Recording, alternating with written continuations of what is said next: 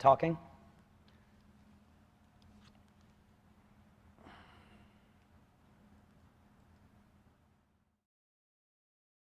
Counterpunch promo live in 3, 2, 1.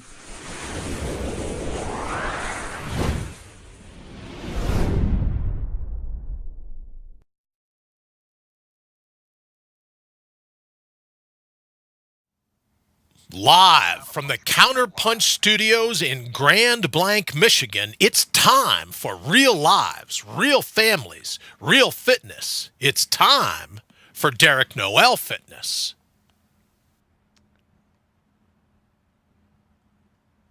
What's going on, everyone? Welcome to episode 2 of Derek Noel Fitness Live. I am Derek Noel of Derek Noel Fitness, and this is live because I like to point out the things that are super obvious. That's just how I am. So, we had actually some really good responses to my first episode, and that was awesome.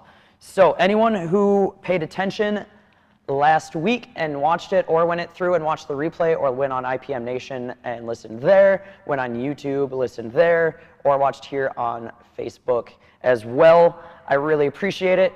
You helped me get to number 9 in the top 10 shows on IPMNation.com, and that was after my first episode. So, to everyone who helped out, to everyone who liked and shared and commented, by the way, feel free to comment. This is live. I have no problem reaching out and answering some questions. I do have an actual topic today, which I'll get to in a minute, but I wanted to give a quick shout out to my boss, Brian Calicay, the owner of Grand Blanc Fit Body Bootcamp, where I am broadcasting from, as well as Brian Brody and Matt Connerton from IPM Nation and All Natural Being, respectively, Mortal Up Nation. They have been a huge help helping me get this started, and I just want to give them another shout out, as well as good old Mr. I don't know, I still don't know. I feel like we need to give my dad, Wayne Noel, an official nickname because he's sitting here behind the scenes helping me out. So if you have any ideas for what we can call my dad on as behind the scenes producer guy, because that's a mouthful, feel free. Also, for those watching, I got rid of the table. I felt like, and a lot of other people felt like, I was kind of standing at a podium. That's not really what I wanted, so I'm kind of trying out the opposite end. I'm sitting on a plyometric box. It's feeling good. My butt might be numb by the end of it, but that's okay. I can always stand up. And I got some notes, and I got some water this time too. Water is always important. I'm taking a swig of water right now. Actually, I think that should be a thing. I'm going to ask everyone here. I kind of started this with a friend of mine, actually, Tiffany, who's watching right now, and I did a water check because water is really important. So anytime I say water check, we have to take a snap and send it to each other of a bottle of water or something like that to make sure that we are drinking plenty of water. If that's something you want to participate in, or something that I can do in this 30 minutes, because you should be sipping on water throughout the day, that is probably, I have one of those 16.9 fluid ounce bottles of water. If you drink like 6 to 8 of these a day, you're pretty good on water. That's a whole other topic though, which I will definitely get into at a later date. That being said, I just wanted to thank everyone who is already watching. I'm up to quite a few viewers already. I really appreciate that. Like I said, I do have a topic. Today, we're actually talking about, and if I have this sign here, I don't know if this is going to stay. Again, I'm playing around with things. It's my second episode. I'm going to have some fun with it. Sustainable nutrition, sustainable eating, sustainable food. All of it really matters. And I'm going to go into some of the history of why America is the most obese country in the world, and it only kind of has to do with sugar. There's a lot deeper going on. Yeah, Tiffany's all about the water check. She knows. She knows. Especially when you're super busy. But I'm going to talk about kind of the history of where food came from, where the daily recommended allowances came from, what different things have happened, and what we can do as humans to actually make sure that we're eating what we should be and kind of avoiding what we shouldn't. Even though it's more readily available. The stuff we shouldn't be eating is way more readily available than the stuff that we should, which is kind of messed up, but you can also make sure that you're doing what you can to stay away from that stuff. So things like going to McDonald's every day, probably not the best plan, but there are sustainable ways to do it, because cold turkey very rarely is the way to go about things. And we'll get into that as well. Feel free, if you have if anything that I say today really strikes a chord with you, or you have something that you feel like someone might get something out of, throw it in the comment. I am watching them. I am being my millennial self and have my cell phone. That way I can pay attention to what's going on. I would love to make this a more interactive experience for everyone so that I'm not just talking at you for 30 minutes. I want to be able to have a conversation with you. And I feel like that's what I'm going to be going about. So yes, I'm going to be trying to throw some knowledge around, but I also want to make sure that, I'm getting the point across. So if anything, if I say something that's not super clear, or you need me to repeat something, I have no problem with that. Again, just shoot that message into that feed, and I will make sure that I get to it. Or if it's something that's going to just take too long for me to talk about, I can just set that aside and make a separate video. It won't be a live one, but it's still something I can talk about. I still actually owe someone one of those videos. Hopefully he's watching today, and I'll make sure that I record that and get that out, because that's something I need to do. I could probably do that. It's an easy enough thing. I could probably do it by the time I leave. So hopefully everyone has been having an awesome Sunday, awesome weekend. I ended up having an extended weekend. Sometimes people get sick. Sometimes you don't want to get other people sick. By the way, if you are sick, please stay home. I know people can be really stubborn when it comes to that, but you making other people sick isn't really helping you out. It's not really helping them out. It's not really helping facilities out. Make sure that you're keeping it clean. Hand sanitizer is a must this time of year, especially with everyone getting sick. And I mean, everyone's getting sick. It kind of knocked me out for a couple days, but I wanted to make sure that I was fine, and I am feeling fantastic today, actually. So hopefully you are too. And if not, let's change that in the next 25 or so minutes. Let's get into it. Sustainable eating. In order to talk about sustainable eating, I want to talk about diets and diet culture and what fitness has really kind of drawn people towards. The funny thing is, though, diets, like how we think of them, of zone, keto, paleo, slow carb, if you're a Tim Ferriss fan, any of these, they're a modern phenomenon. They're spawned by an abundance of food, because all of a sudden, if we have an abundance of food, we're eating too much food. And I kind of touched on that last week too. If you were watching last week, you know that as well. We didn't used to have that problem. It's really something that has been in the last 30 or 40 years, is this idea of diets and making sure you're staying healthy. The raw food diet, paleo, like I was saying, all of these other things. And I'm going to try and stay away from super controversial things with these, because I don't want to debate. I don't feel that is the end goal. Things can be learned from debates, but I would rather just pass information along, and you can take with it what you want. That's typically how I coach. A lot of people that I do coach find that I prefer to ask open-ended questions and have people reach their own conclusions, which I feel like is the best way to actually learn, because if you're just spoon-fed everything, then you don't necessarily get what you want out of it. So that being said, I'm going to take the most fitness industry answer and say, what's the best diet? The best one depends. It's the one that works the best for you. If you can stay on keto for more than 6 to 8 weeks, more power to you, then stay on keto. If you can do zone, if that really helps you out, if being paleo helps you out, if the raw food diet helps you out, if apparently the carnivore diet is a real thing. I had no idea about that. But whatever helps you stay on track, that's what you need to be doing. If you feel like every week you have to binge eat an entire pizza because you feel like you're depriving yourself, that's not the right diet for you. It's time to go back to the drawing board and really get it down. And it can be frustrating sometimes. I get that. I've been frustrated with it too. I feel like everyone has been frustrated by a diet at some point, especially if you're not seeing results. But being in that state of deprivation, you don't want to feel deprived, because then you're just going to drive yourself insane, and that's no good as well. I kind of also alluded to this. America is the most obese country in the world. In my notes, I said, why is that? Again, it's the abundance of food.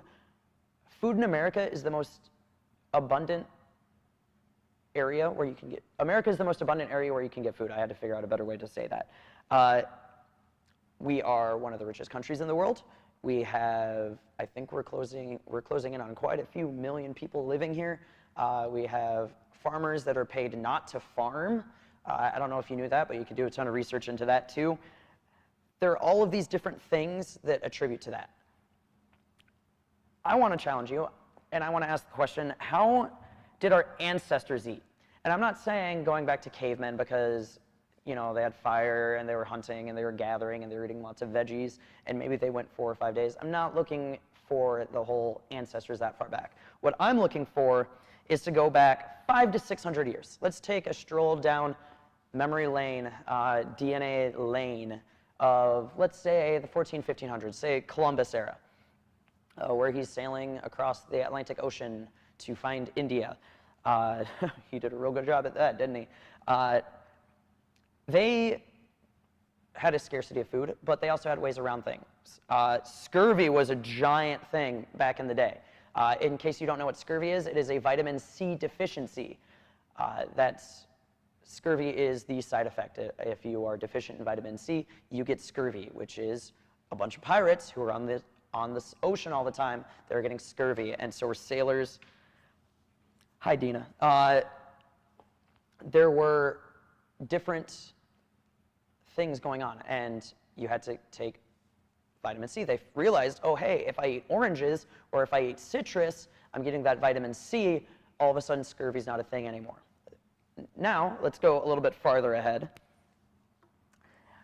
And everyone knows what table salt is, iodized salt. It's a staple. As a chef, it is the bane of my existence. I hate when people use it. To each their own, but kosher salt's the way to go for me. But iodized salt was a thing and still is a thing because people were iodine deficient. And when you are iodine deficient, different bad things happen. Your lymph nodes can swell, things like that. So they go, okay, what's something that everyone eats? Everyone puts salt on things. Let's put some iodine in there to make sure that people can get iodine. All of a sudden, iodine deficiency really isn't a big thing. Because, you know, table salt, iodized salt, you get your Morton salt and you put it on and you're getting your iodine for the day, along with a ton of sodium. Now let's go a little bit further along again, and I might have these a little bit out of order, but the point is vitamin D, milk. Milk used to be just plain Jane milk, and there have been different processes through it, and again, milk is a giant debate of whether it's good for you or whether it's not, and depending on if you're a vegan or a vegetarian or you just don't care, whatever. I'm not getting into that today. They started putting vitamin D in. By the way, vitamin D is the #1 most deficient nutrient that humanity gets. There are a lot of studies coming out now that are saying that 95% of humanity, so all of the humans on the planet, 95% of them are not getting enough vitamin D. And in studies like that, they were even showing construction workers in Las Vegas who are outside shirtless all the time getting all that sun. I'm sure that's painting a pretty nice image for some people. Salt is yummy. Those people are still vitamin D deficient. Yes, we get it from the sun, but we do need to supplement it. So we have milk. We have vitamin D enriched milk because they go, oh, everyone needs to be drinking milk. So where am I going with this? If you think about it, that's basically the first, and I'm not saying this is officially, but it's basically the first edition of the RDAs that you see on the nutrition labels. It's the recommended daily allowances. Okay, we need to make sure we're getting vitamin C to people so that they don't get scurvy. We need to make sure that people are getting iodine, that we need to make sure people are getting vitamin D. Oh, we need all these other vitamins and minerals as well. Okay, cool. Oh, we need to make sure people are getting macronutrients, to make sure that they're getting protein, to make sure they're getting carbs, to make sure they're getting fats. These are all things that were added to the RDA with the FDA and the health department and all of those things. The first controversial thing I'm going to say today is you should not base your diet off of the recommended daily allowances. They are literally the minimum recommended amounts of nutrients to prevent atrophying, to prevent disease. That doesn't mean, because if you look at it, they say, I think something like 55 to 60 grams of protein a day is 100% of the recommended daily value. That's to prevent your muscles from atrophying. That is not what you should be aiming for, especially if you're living an active lifestyle. Salt is very yummy, by the way, Heidi. I completely agree with that. Actually, I'm going to take a second. I want to say hello to Tiffany, who is watching. Dina is watching. Thank you for tuning in. Heidi, thank you for the comment. Salt is very tasty. Rachel, you, I know, agree with that because salt, and again, I was a chef before. I know how good salt is. But everything in moderation. If you have any comments about what I'm saying so far, make sure you check that out as well. Let's get back to this. The FDA was founded, and since then, and there's a lot of debate, and again, you can go watch about 90 million documentaries on Netflix about all of these different things. But that science was largely, especially in the 70s, largely funded by corporations. I think the best term would be big sugar. So we're getting into the 60s and the 70s, and all of these studies are coming out, and they're finding that fat is really bad for you. Butter's terrible for you. All of a sudden, margarine and trans fat is the new best thing for you. We all know how that turned out. Trans fat is banned now. Sugar is turning out to be not the best for you, and I'm not saying that sugar is the devil because it's not. But fats are definitely also very good for you, which they're finding. But in that, low-fat diets were the big things. So you're eating like 5 to 10 grams of fat a day. By the way, in terms of your body's functions, hormones are based off of fats. If you're not getting fats, you're not replenishing those hormones. You're not helping to build those hormones. So if you're a guy, all of a sudden, oh, hey, you have low testosterone, it's because you're not getting enough fat. Testosterone, those hormones are based off of lipids, which are fats. Sugar industry, like I said, gets studies to show that fat is bad because they're selling sugar. They're putting sugar in everything. High fructose corn syrup, candy, Skittles, Nerds, whatever other candies you want to think about, all of these things that are pumping in, they're just pumping money in to say that fat is really bad for you, which has been debunked because things go through cycles. Health and fitness industry blows up in this 1970s along with food levels as food becomes less scarce because more and more people you have big supermarkets becoming a thing. You can go down the road and you can get something. You don't have to go hunting for your meat anymore. You don't have to raise cattle. You don't have to raise pigs. You can go to the grocery store and buy these things. You can go buy the vegetables. You don't have to rely on having a farmer friend farming all of these things up, which, if we jump back to people in the 1600s, maybe they didn't eat meat every single day. They ate some veggies. If you go back even farther than that, you had peasants who were tilling the land, eating shepherd's pie because they couldn't afford all these lavish meals. And those were the people who were in better shape. Because if you look at it, and if you go back and you look at all of the rich people from the 14, the Middle Ages, basically, you see that a lot of them are chubby. That chubbiness back then was a sign of wealth, so everybody wanted to look that way. So all of a sudden, if people could eat extra food, they were going to, so they can have that appearance. And the whole thing with purple was royalty. All of these things. Now, all of a sudden, it's kind of switched. If you're super overweight, you kind of get looked down upon, which you shouldn't, by the way. I'm not saying that you should, especially if you're doing something about it. But in the end, those things go through cycles. All of a sudden, everyone wants to look like the peasant. I could use the movie 300. I know that's a little dated. But everyone wanted to look like Gerard Butler from 300 when that movie came out. And oh my God. But it takes a lot of hard work to get down to that point, especially if you haven't grown up that way. Bodybuilding becomes popular. Arnold becomes a world-known name. Everybody knows who I'm talking about when I say Arnold. He comes around. He starts After School All-Stars. He gets these different programs going. Reagan adds him to the Health Council for all of those things. I can't remember the exact term that it was, but I want you to keep in mind while I'm telling you all these things and we're going through this history, no one knows anything about nutrition at this point. We have these studies coming out that says that sugar is amazing for you and fat is bad. We have other people who are hunting and all of these other things. So how do people know how to get in shape? Oh, they see Arnold Schwarzenegger, they see Franco Columbu, they see all of these other people on stage and they go, man, I want to look like that. Or, oh, I don't want to look like that. I just want to get in shape.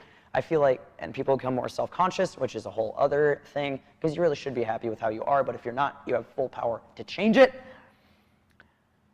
So they start following the bodybuilders, and the bodybuilders, they don't know what they're doing. They kind of know what they're doing with nutrition, I take that back, but they don't know the science behind it. So they go, Arnold is actually on record of saying they would go to a diner after working out and they would all get burgers, but then they would just make fun of the person who ate their hamburger with the bun because they would take it out because, oh, carbs are bad when you're trying to cut fat, especially when you're trying to get down to the 3 to 4% range on all of these things.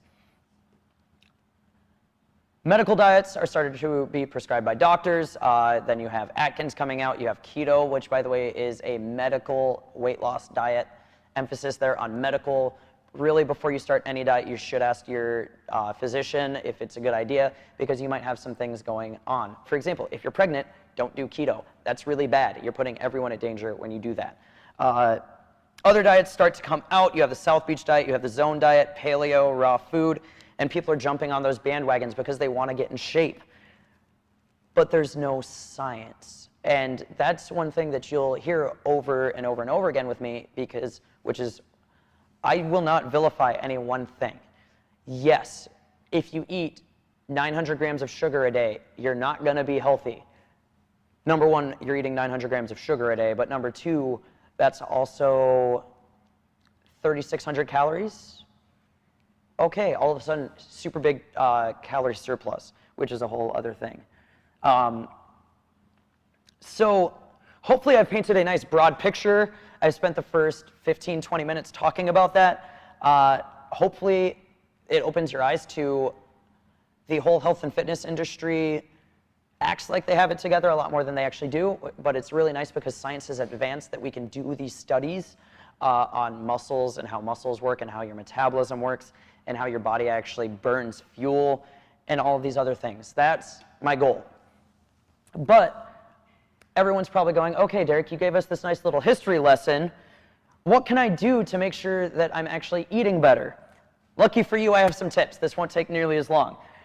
Number one, don't eat like an a-hole. I'm censoring myself with that one. But if you eat how you keep eating and you don't see any results, the definition of insanity is doing the same thing 100 times and expecting something different. So maybe it's time to see that. Don't eat 9 packs of Reese's Sticks, 7 pieces of pizza for dinner, and then expect to see those results. That's what that means. So maybe kind of keep it, apparently a couple people thought that was funny. Keep it under control. Allow yourself those things. If you have a couple slices of pizza on a Friday night, it's not gonna kill you. I'm not saying it will. Anyone who says that it will kill you, that it will absolutely sabotage you if you have pizza once a week, they are taking everything way too seriously. Number two, I actually stole this from another coach. His name is Ben Bergeron.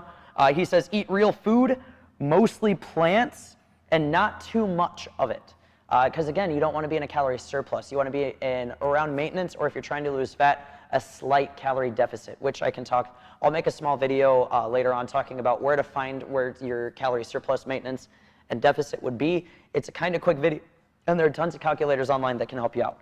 I see some comments going into the chat, which is awesome. I'm going to get to those in a second. I want to get through this as well. Number three, slow down your eating. Slow down. They've done a study, and I don't remember the exact numbers, but I will definitely find it and put it in the show notes, that say an elite athlete choose their food an average of 47 times, and someone who is overweight choose their food an average of 23 times. 23 times get more food in, 23 times get more food in. A lot of people think that digestion starts in the stomach, and that's not true. Digestion starts as soon as that food touches your tongue. Saliva is the first line of breaking everything down. That's why if you eat a cracker, it kind of turns into mush in your mouth. I might be the only person who's actually ever done that.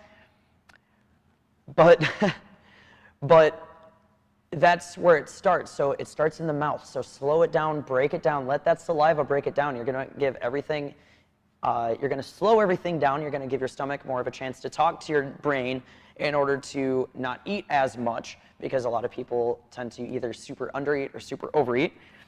Number 4, focus on structure and planning. Try and follow a meal plan. I know a lot of people have families of 4, 5, 6. I know a couple of people who have like families of 9. If you're trying to cook for that many people, you're trying to plan for that many people, number 1, you probably should, because it'll make your life easier rather than running around with a chicken that has its head cut off all the time. But following that structure, it's something basic. I'm not saying you have to go, I am eating 30 grams of protein and 40 grams of carbs and 20 grams of fat with every single meal, no matter what, and you have it structured out. That can be a drag for a lot of people. What a lot of people don't realize is most people, they don't like to have to track everything. I don't like having to track my food. It's the biggest pain in the butt to me. But I want to be able to follow a structure. I know that I'm eating 3 meals a day. I'm going to eat a protein, a veggie, a carb, and a fat with every meal, or almost every meal. Those are the guidelines that I can follow that I don't have a hard time doing, and that's what it's all about. If you eat until you're uncomfortable, I wrote this down as number 5, but this kind of goes into that slowing down and structure and real food. If you eat until you're uncomfortable, you ate too much. It can take a little bit of time to get used to that. Your body has built-in mechanisms and different feelings to let you know when to stop. So if you're eating that 4th piece of pizza and you go, oh man, I really should probably stop, my stomach's really starting to feel it, and then you eat that 5th piece anyways, that's what I'm talking about. Your body is going, I don't need this 5th piece of pizza. I don't need 600 grams of carbs in one sitting. That's all I'm saying with that. Number 6, don't eat in the background. A lot of people do this, especially, I mean, I do this. This is probably the number 1 thing that I'm guilty of. I'll be scrolling on my phone while I'm eating. Wayne will be sitting watching TV while he's eating. Eat in the foreground. Those things should be in the background or turned off. When you're eating, it shouldn't be something that you're multitasking unless you have to. Like nurses, I fully understand. If you have to like eat and go and eat and go and eat and go, you're good. Drink water before you eat. This is 7 and 8, by the way. Water is 7 and 8. Back to, by the way, water check. Drink water before you eat. It doesn't, there are no studies that show it actually boosts your metabolism to do that. It just helps your stomach get going. So if you go from eating nothing to eating everything, your stomach doesn't really have a chance to warm up, and then all of a sudden you might get a little bit of a stomach ache or something like that. Especially if you have like acid reflux, drinking a little bit of water can definitely help out with that. And then number 8 is drink water, water, water, water, water. Men, this one is directed specifically towards men. If you are dehydrated, your testosterone production goes down. If you're already getting into the whole late 20s, mid 30s, 40s, and your testosterone is starting to dip, 2 big things. Number 1, water. Number 2, sleep. By the way, sleep also a really underrated thing. That should actually be probably number 9, or the real number 8 is sleep. I know when I'm exhausted, I have 0 willpower. I will go to the gas station, I will buy those Reese's cups, and I will demolish all of them. Because my brain is just focused on, oh, I'm tired, I don't want to have to focus on this, no willpower, just gimme, gimme, gimme. Not the plan. Hopefully those are all things that have helped you out. Let's go to the comments real quick. I know I saw some chat going. Jay is asking, if you drink milk, what milk do you recommend? 2% skim, whole almond. And then Chris actually added, typically skim for an adult unless you have dietary restrictions. Almond and silk are fine too, all in moderation. That's a pretty decent answer, and it all depends on what you're looking for. If you are drinking whole milk because you need that fat for whatever reason, then do that. If you need calcium, drink real milk. You don't really get it from almond milk. By the way, almond milk, not real milk. That's in a whole other conversation, though. I'm going to stay away from that. Heidi is saying, my cholesterol went up with keto. That can happen, especially if you're not doing it the smart way. A lot of people make the mistake of thinking they can eat bacon all the time. You need to be eating a lot of saturated or mono and polyunsaturated fats with keto, not necessarily saturated fats all the time. That being said, saturated fat isn't super bad, but you know what I mean. Keratin saying, oh, I did last night eat pizza. Thanks for telling me it's okay. You got it, Keratin. And water does fill you up. I think I'm cutting it pretty close right now. So I believe it is time to waiting on Wayne right now. Quick ad real quick. No? All right, so that is all I have for you today. Hopefully you got something out of this. If you have any questions, feel free to add them into the comments. I will be checking it all week long. If it's something that I feel like I could make a separate video for, I definitely will, and I will try and tag you in it. But if not, try and keep track of that. Thanks again to Brian and Grambling Fit Body Bootcamp for letting me record here. Thank you to Wayne for being my producer behind everything. Thank you to Brian and Matt from All Natural Being and IPM Nation, respectively. I really appreciate the opportunity. Have a nice night, everybody. Boom, boom, boom, boom.